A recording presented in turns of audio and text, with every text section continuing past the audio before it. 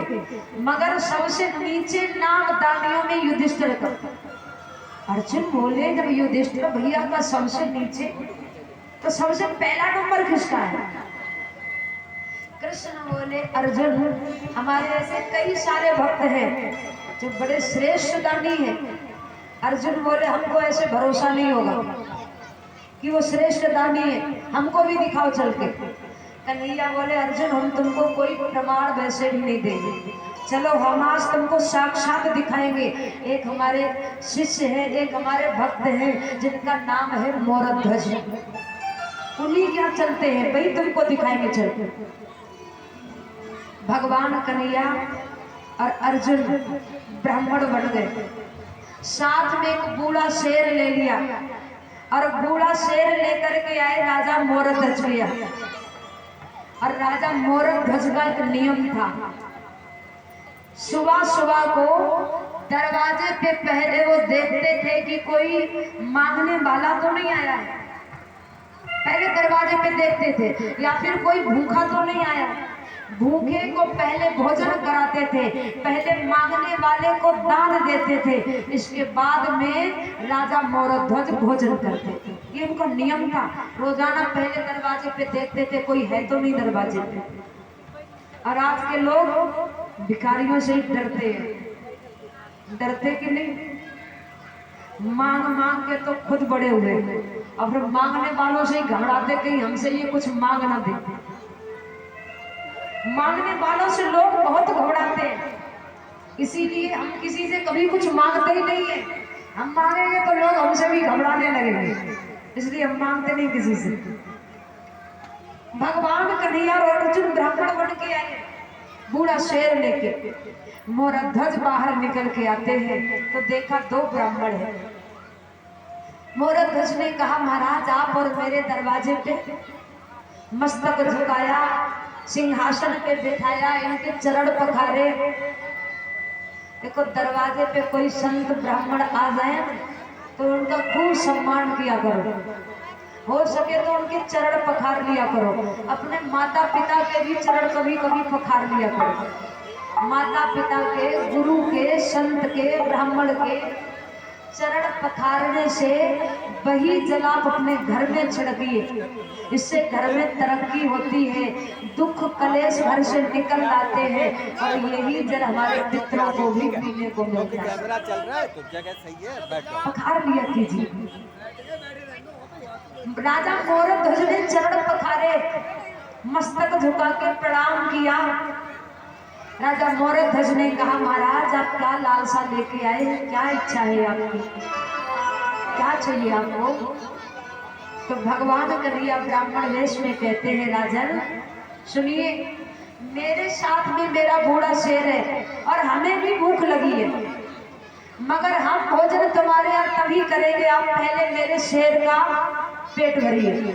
मोरध्वज ने कहा कहिए महाराज क्या चाहिए आपके शेर को, बताइए तो मांस की व्यवस्था करें, कहिए तो हम अपना शरीर काट करके आपके शेर को खिला दें। ध्यान से सुनिएगा। भगवान कन्हैया कहते हैं मोरध्वज से राजन मेरा ये बूढ़ा शेर है, इसके दांत भी टूट चुके हैं, दुर्बल इसके दांत है, हिल रहे हैं दांत, और तेरा जो मांस है ना वो टाइट मांस है, पका हुआ मांस है, इसके दांतों से कटेगा नहीं। मेरे शेर के लिए तो कोमल मांस चाहिए, कोमल मांस जो मेरा शेर खा सके। बोले कोमल मांस किसका लाए? भगवान कन्हैया बोले सुनो राजन, मैंने तो सुना तुम्हारे घर में एक बेटा है, इसकी उम्र 5 वर्ष की होगी, है ना? बोले है तो महाराज। राजा मोरध्वज बोले ठीक है महाराज, मैं अपने बच्चे का ही मांस काट काट करके खिलाकर आपके शेर को खिला देंगे। ध्यान से सुनिए, देखिए धर्म पे चलने से क्या होता है। राजा मोरध्वज ने कहा मैं अपने बेटे को खिला दूंगा। अब राजा मोरध्वज चिंता में पड़ गए, मैं बेटे को खिला तो दूंगा शेर को, मगर मेरा बेटा तैयार तो हो शेर को खिलाने के लिए, और जबरदस्ती यदि मैं शेर को खिलाता हूं तो ये पाप है, ये धर्म है, ये हिंसा है, क्या करूं, कैसे खिलाऊं उनके शेर को? राजा मोरध्वज ने जब कहा बेटे से, बेटा एक शेर भूखा है और आपका मांस खिलाने के लिए वो ब्राह्मण कह रहे हैं, तो बेटे ने कहा पिताजी आप चिंता मत करिए, आप अपने धर्म को निभाइए। ऐसी औलाद का होने का मतलब ही क्या है जो पिता के धर्म को आगे ना बढ़ा सके। एक बेटे के होते हुए और पिता का धर्म छूट जाए, ये कैसे संभव है। आपका बेटा तैयार है, आप अपना धर्म निभाइए। आपका बेटा मरने के लिए तैयार है, आप खिलाइए शेर को।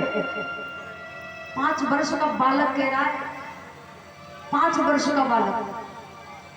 राजा मोरध्वज ने कहा अब बेटे को खिलाऊं तो कैसे खिलाऊं महाराज, ये लो बालक खिला दो अपने शेर को। कन्हैया बोले मेरा शेर बहुत भूखा है, ये बूढ़ा शेर है, ये काट नहीं पाएगा। आप इसके मांस को काट काट के मेरे शेर के आगे डालिए, शेर के आगे डालो और तब ये मांस खा पाएगा, क्योंकि बूढ़ा शेर है। राजा मोरध्वज से कहा आप आरा लेके आइए, तब अपने बच्चे को काटिए और खिलाइए। राजा मोरध्वज आरा लेके आते हैं, पति पत्नी दोनों मिलकर के काटी। और सुनिए राजन, यदि आपकी आंख से आंसू निकल गए तो मेरा शेर ये भोजन स्वीकार नहीं करेगा, सोच लीजिए। अब तो राजा रानी आरा लेकर के खड़े हैं बेटे को काटने के लिए। बेटा दौड़ा, पिताजी ठहर जाइए, माँ ठहर जाइए।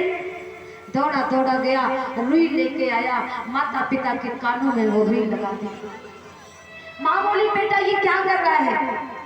बेटा बोला माँ मैं ये रुई आपके कानों में इसलिए लगा रहा हूँ कहीं आप धर्म से वंचित ना हो जाए। जब आप मुझे काटेंगे हो सकता है मैं चीखूं चिल्लाऊं, कहीं मेरी चीख आपके कानों तक पहुंच गई तो हो सकता है आप मुझे काटे ना और आप धर्म से वंचित हो जाएंगे। इसलिए मैंने कानों में रुई लगा दी है ताकि मेरी चीख आपके कानों तक ना पहुंचे।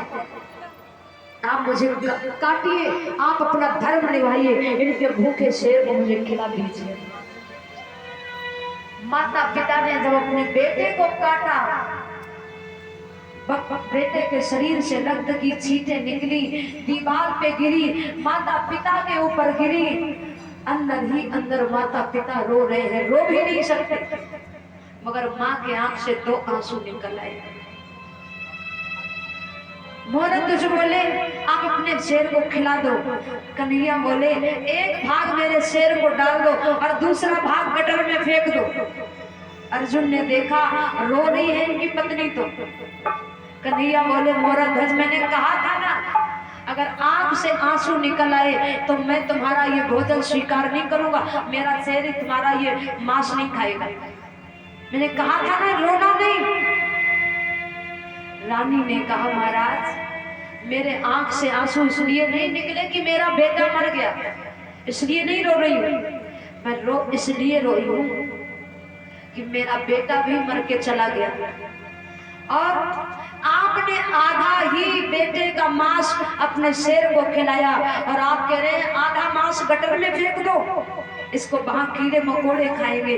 कम से कम मेरे बेटे का पूरा मांस अपने शेर को ही खिला देते, कम से कम इसका पेटी भर जाता। आंख से आंसू इसलिए निकले हैं कि आधा ही मांस आपके काम आ सका। राजा मोरध्वज रो नहीं सकते। राजा मोरध्वज अपनी पत्नी से कहते देवी भोजन बनाइए, ब्राह्मणों को भोजन कराना है। बिठाया ब्राह्मणों को, पत्नी रो नहीं सकती है, भोजन बना रही है। सोचो जिसका बेटा मर गया हो और वो अतिथि सत्कार के लिए भोजन बनाने जाएगी। मोरध्वज की पत्नी भोजन बनाती है। दोनों ब्राह्मणों ने कहा मोरध्वज मैं तुम्हारे घर का भोजन नहीं करूंगा क्योंकि तुम पापी हो, तुमने अपने बेटे को मारा है। मैं पापी के घर का भोजन नहीं करूंगा। अब तो पत्नी रो रही है, मेरा बेटा भी मर गया और मैंने तो सुना है दरवाजे से कोई भूखा यदि लौट जाए, सारे वेद कहते हैं, पुराण कहते हैं, शास्त्र कहते हैं, दरवाजे से यदि कोई भूखा लौट जाता है किसी ने भोजन की याचना की और आपने उसे भोजन न करा पाया और वो व्यक्ति भूखा ही लौट गया, तो वो व्यक्ति जो है वो जीवन के सारे पुण्य हरण करके ले जाता है। बेटा भी चला गया, सारे पुण्य भी चले गए, ये भूखे ही चले जाएंगे। रो रहे हैं राजा मोरध्वज, अब क्या करें? राजा मोरध्वज रो करके कहते हैं, मेरे गोविंद, मैंने धर्म के कारण अपने बेटे को मारा। यदि धर्म में ताकत है, हे बेटा, धर्म के कारण यदि तू मरने को तैयार हो गया था, आज जीवित होकर के इन ब्राह्मणों को भोजन नहीं करा दे। राजा मोरध्वज रो रहे हैं बेटे, आंख से अश्रु की धारा बह रही है। मैं अपना धर्म पूरा कैसे करूं? अंदर से आवाज आती है, पिताजी आप अपने धर्म से वंचित नहीं होंगे।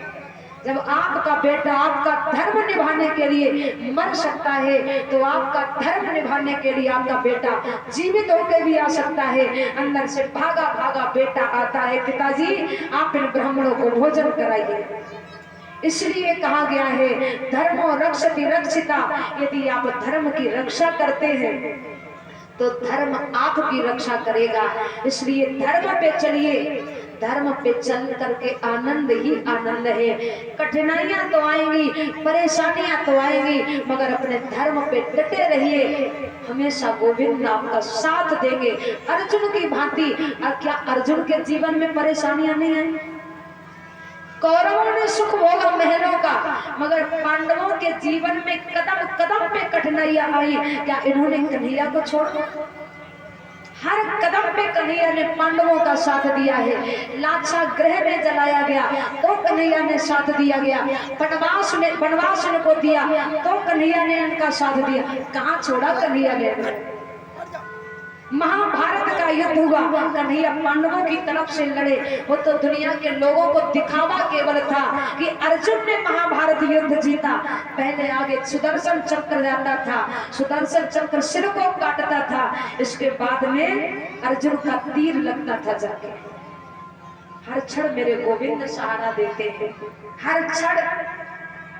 एक राजा था, बड़ी सुंदर कथा आती है। एक राजा था, तो राजा की जब प्रजा ने